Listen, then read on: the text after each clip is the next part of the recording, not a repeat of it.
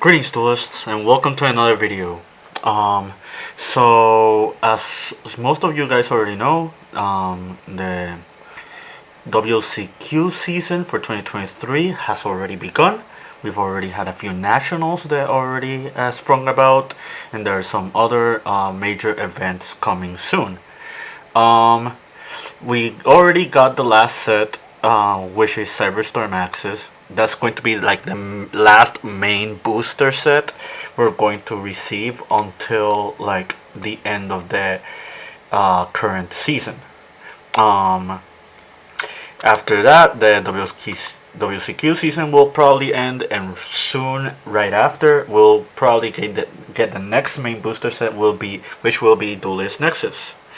Um, so I feel like this is a perfect time to bring up this discussion. This is the first time ever I'm doing a banlist prediction on my channel. I know a few channels are predicated on doing stuff like this. And I want to give it a shot because I do have a bit of insight when it comes to like the stuff that has happened in this current format that I feel could realistically happen given the next predicated sets and given like overall the landscape of the current format. So the first thing I want to bring up is the fact that as far as the format goes, we're not in a really bad format. I think this format is healthier than past formats we've had before, but at the same time we do have some caveats. The main caveat right now is that we do have certain cards that are forcing they're forcing the player to like deck build around these strategies in order to not outright lose to them and do well at events. However, you building and predicated for certain strategies is a bit of a risk because there are so many decks that are available right now. There are so many strategies that are not that bad at the moment, and if you are not prepared for a vast majority of them, you could fall flat. But at the same time, if you do prepare for a wide range and variety of strategies, then you're also going to be at the mercy of the more popular decks or the more degenerate strategies that lurk about. So I'm going to talk about changes that I think could happen, and like how strategies should be considered moving forward, because these are like the more popular strategies that people think about. These are strategies that have done very well at events, like in the past few months, and it's just like a general consensus of what I think it should be the approach that Konami takes whenever we get our next TCG list, if it were to happen soon during this season. I'm going to start with branded. So right now, I don't have an issue with branded fusion. I think branded fusion is perfectly fine for the game. I think this card can stay at unlimited status. We already confirmed that it's going to get another reprint at a higher rarity for OTS packs. So I just feel overall like branded fusion itself is fine. I think branded in itself is a cool strategy. It's a strategy Konami has been heavily supporting thus far. And overall, it could be very, very interesting what happens to this deck moving forward. I don't think branded is super unfair by any means. However, there are some cards in the branded strategy that I think should be addressed or talked about. So with the release of Cyberstorm Axis, we've gotten a few branded cards, but the one that I feel is like the most degenerate out of them all, and the one that kind of calls out being an outlier because of what it does as a whole in the strategy, is Albion the Sanctifier Dragon. So what makes Sanctifier Dragon very, very peculiar is the fact that it can summon a card, summon a monster to your opponent's side of the field. I understand the gimmick that Konami wanted to give with Branded when it came to this strategy. They pretty much just wanted a way for you to always keep using Falling of Albas consistently and summoning other monsters. The flaw with this design as a whole is the fact that it's not restrictive enough for what you want to do as its main gimmick. Like, you have monsters in the game, they have very, very like oppressive effects, and you're allowing those cards to like roam free by making cards like this one. The two cards I wanted to talk about are Gimmick Puppet Nightmare and Jaugen the Spiritualist. Gimmick Puppet Nightmare is a card that Konami designed just for players to play within their archetype. However, this card being able to be given to the restriction to the controller and not the owner is very, very strong, because it gives cards like Albion and Braddock Expulsion a catalyst to be summoned on your opponent's turn, thus locking them out of their strategies, despite them not wanting to be under that condition or playing that card itself. Out of every monster floodgate in the game, I feel like this is why, like, one of the harder ones to stop.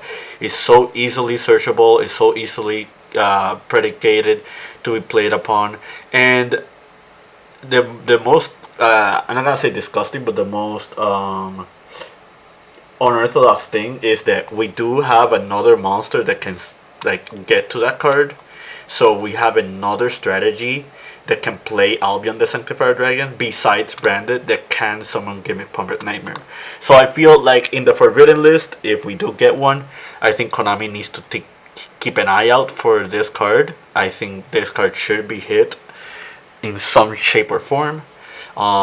You can make the argument of just banning Expulsion or Sanctifier, but the thing about it is this card just came out. I don't think Konami wants this card being part of their agenda.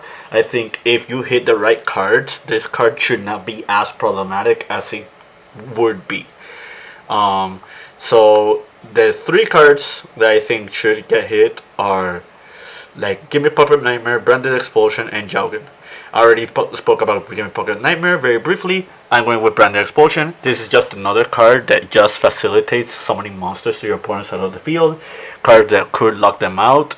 Like you can make the argument of other cards like Edo and Ross Disciple. However, I feel like Gimme Puppet Nightmare and Jaugen being like very accessible through multiple means are what makes a card like Branded Expulsion very powerful. So I just feel like the card itself just needs to go, and that way you eliminate the issue of just having too many floodgate monsters being summoned on your opponent. So Jaugen the Spiritualist. Why am I mentioning Jaugen and not mentioning like Fossil Dyna or not mentioning like other monsters? The number one reason I'm mentioning Jaugen is because he's a spellcaster. And being a light spellcaster monster means that it can be used as a material to summon Albion the Sanctifier Dragon. Which means that you're giving Branded Fusion a strategy that locks out your opponent outright with very little setup. I feel like if you ban Jaugen and you ban Branded Expulsion, you still have the possibility of locking out your opponent if you play Branded Fusion, but the facilitation and the setup and like the ease of you doing that is going to be a lot harder to do than if these cards were legal. Like eliminating Jaugen eliminates you a fusion material for Sanctifier that actually fulfills that condition. Eliminating Branded Expulsion just takes care of you relying on like locking out your opponent besides using Sanctifier Dragon. And if we have just Sanctifier Dragon, I think it's fine. You can't just ban every monster floodgate in the game because there are just too many of them. But at the same time, if you just take care of a few key cards, even though locking out your opponent is still a possibility, it's not like the easiest possibility. So that's pretty much what I have to say about branded. So let's talk about Kashtira. I think the number one outlier for Kashtira is the fact that we do have number 89, the Albolsis, the 9 hacker. Um, like, as long as this card is in the game, I feel like playing against Kashtira is always going to be like a coin toss, because you don't know exactly what your opponent wants to do with Kashtira. Like, even though we have many answers or many counters to Kashtira in the game, it does not mean that we have a counter for every single strategy that they do. And just having a deck that has two really oppressive strategies and two oppressive routes, and not knowing which one they'll take whenever they're trying to play the game with their deck, just makes it very unorthodox for deck building. It just makes it very awkward if you lose the die roll.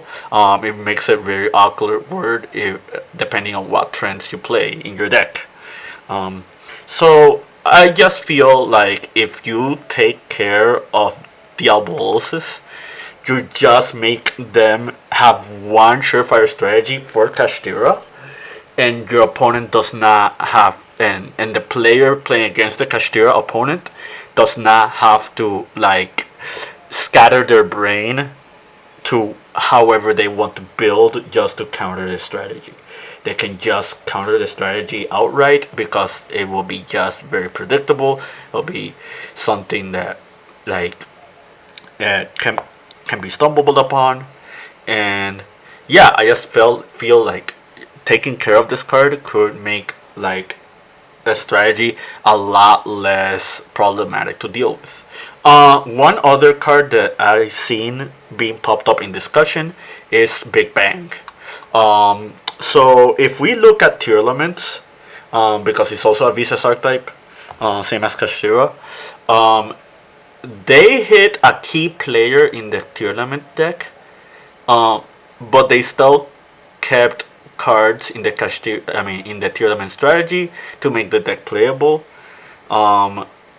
Even though the deck is really hindered right now due to how many limits that they got. I feel like if you ban a card like Big Bang, you're still letting the deck do what it's supposed to do as a strategy, but it makes the deck way less oppressive at doing what it could do if you were to let cards like number 89 run them about, or a Kashtira Arise Heart. So if you, I think if you take care of Big Bang, you're not eliminating Kashtira as a strategy, but you are eliminating a source that makes their plays as explosive or as degenerate. No pun intended. So yeah, that's it for Big Bang. I don't think we do need too many hits to Kashtira as a whole. People have brought up the discussion of limiting Unicorn and Fenrir.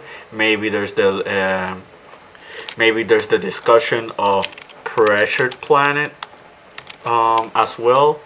I don't think they need to hit Pressured Planet. Like, I feel like if you do a treatment very similar to the to tier elements, where you just keep the field spell at 3, but you just hit some of their engine pieces or starters, like, you're not eliminating what the deck is supposed to do, but you're predicating on their consistency being like a bit shot, and them not being as oppressive doing whatever their main plays are or should be. So I think you can keep Race Off. It is a hard once per turn. You like the card is weak to Droll and Lockbird, and Droll and Lockbird is being seen a lot of play this format. So I do, however, think that a card in the main deck has to get hit. And the one I think is the biggest outlier should be Unicorn. People make the argument that both Fenrir and Unicorn can be hit, and Unicorn and the main reason for Fenrir is because it's splashable in other decks. But the thing about it is, as splashable as Fenrir is, other decks or strategies are not outright just winning the game because of Fenrir's existence. Fenrir just helps them very, very well with dealing with boards or trying to build their boards as a whole, but the card is far from perfect. And I feel like this card could be played at multiples. But you can make the argument of hitting the consistency of the strategy and just limiting the card. The card got limited in the OCG and the deck is still doing very well, so that could be a possibility. I still feel Unicorn is like the biggest outlier because it's not as splashable in other strategies, but it is a main playmaker in Kashtira, and the cards that you grab with Unicorn are cards that really bolster the strategy and kind of snowball advantage. So I think if you do only those things, you don't have to do a lot against for Kashtira, and I think the deck can be fine. I don't think the deck should get punished as a whole.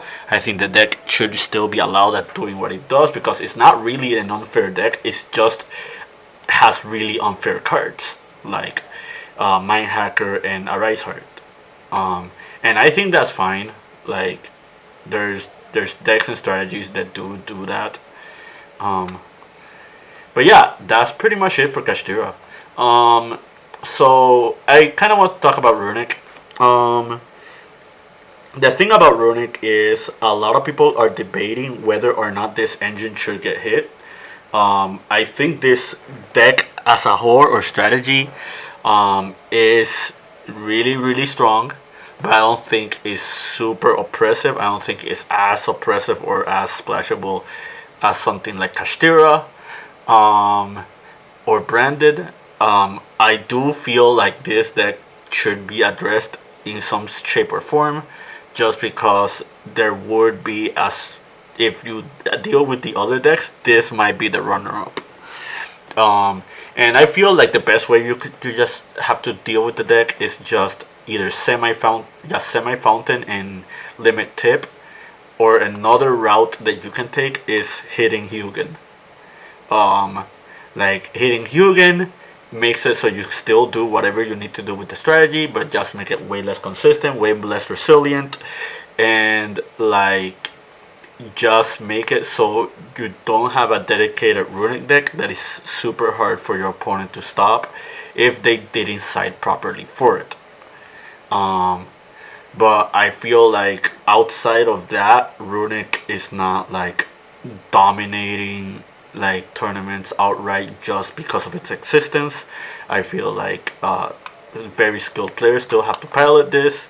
You can make the argument of hitting the Naturia cards, like just because that is the best engine for Runic to this moment, and you do have really powerful cards like Blessing and like Naturia Beast.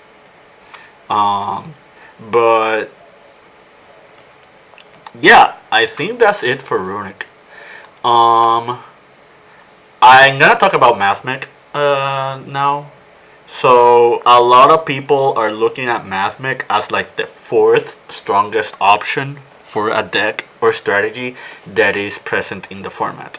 I do have to agree that Mathmech Circular, it's a really, really strong card. It's a very ill-designed card.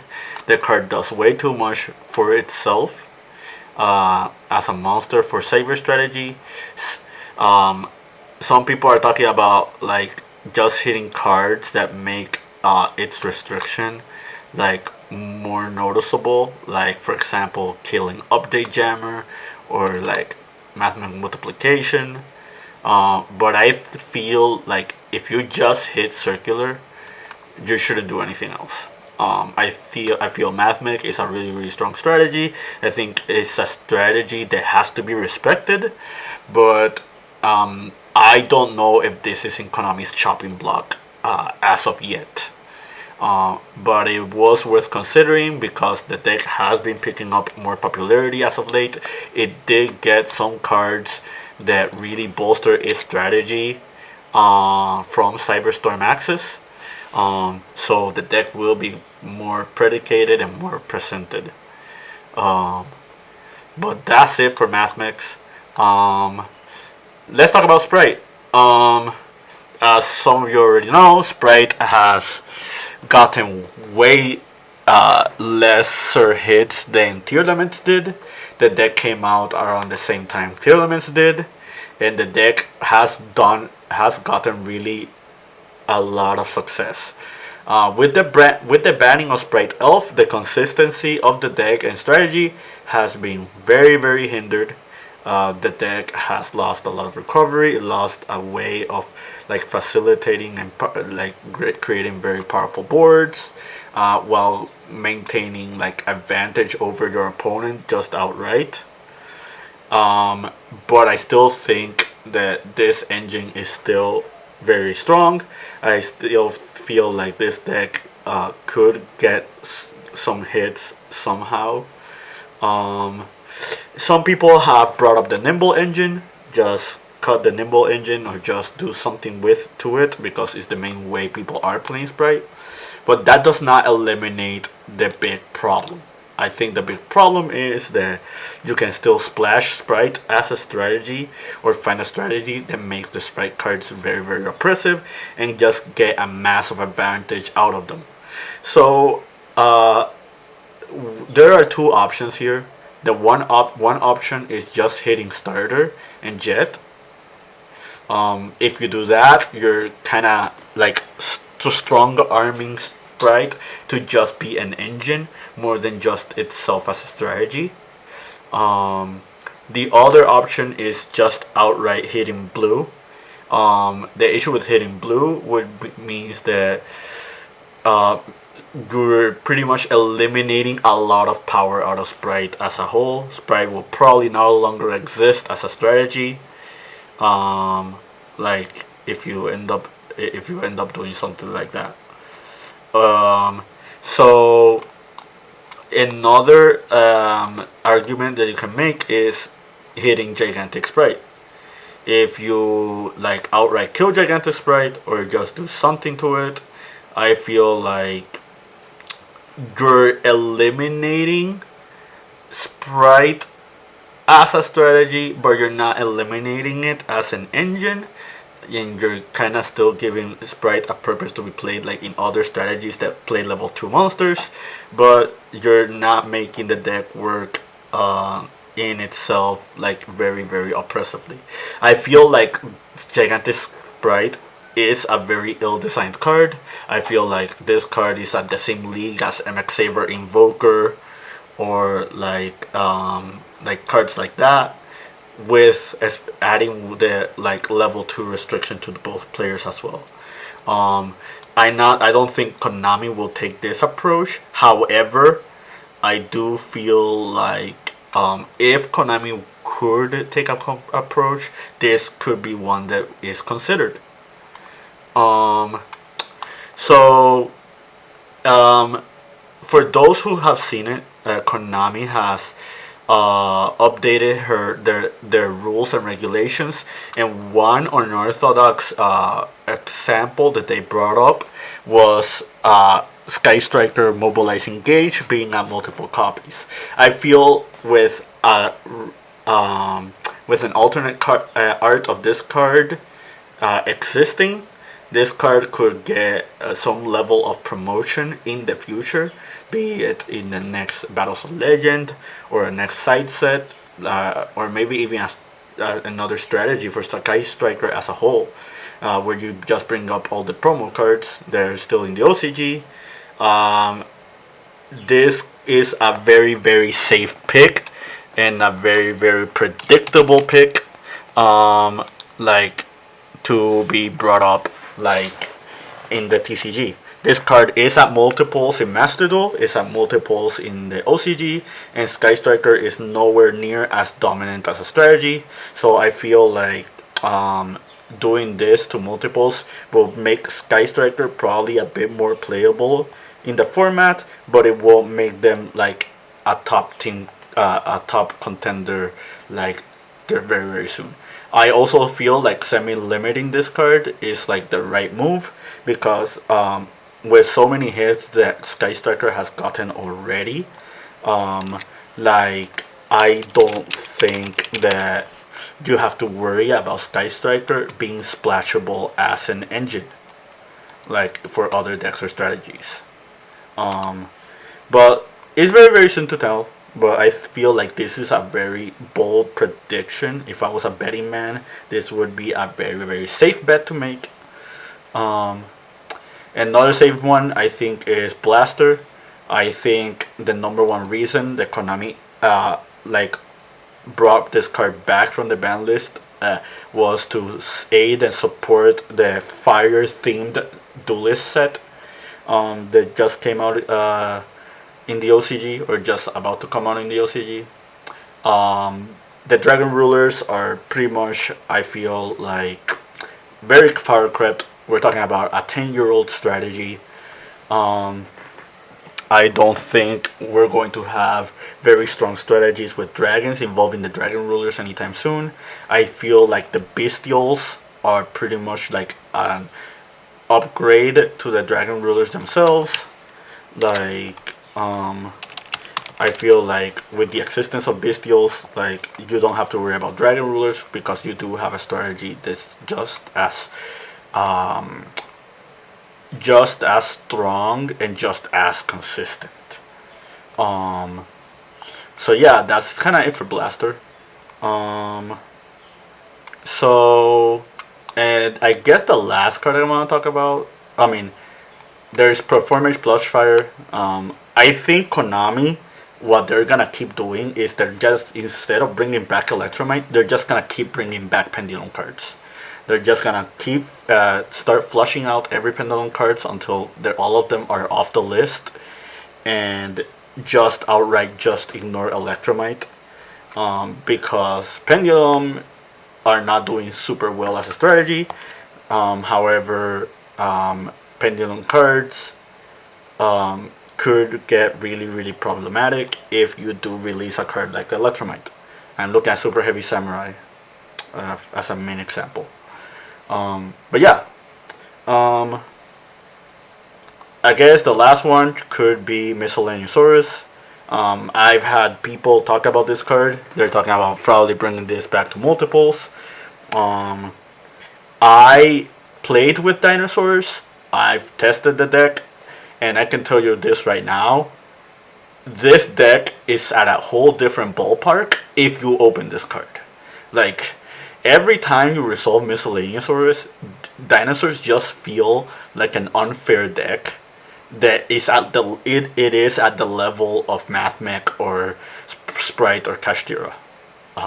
I feel like every time that happens, that deck is around that level. However, it not having it being done consistently means that you don't have to worry about the strategy that much. We are getting like a new dinosaur support very very soon. We're getting the Transcendrakes, and we are getting like more Evolzar cards, and we are going to get Raid Raptor support, Rex Raptor support in those Nexus, as well as other dinosaurs that are coming out in other sets. So you can make the argument of this card being brought back at multiple copies just to aid and support Konami agendas with those strategies. But outside of that, I feel like there's not much else to be done. But that's pretty much it. I know there's a lot of cards I have not covered. There's a lot of cards like that are worth bringing up, that are worth considering. But if I make if I make a topic out of all of them, this probably would not be a 30-minute video. It'd probably be like a 30-hour video or something like that. But yeah, thanks for tuning in. I hope you found this discussion very interesting. So yeah, just keep practicing and keep dueling. Later, guys.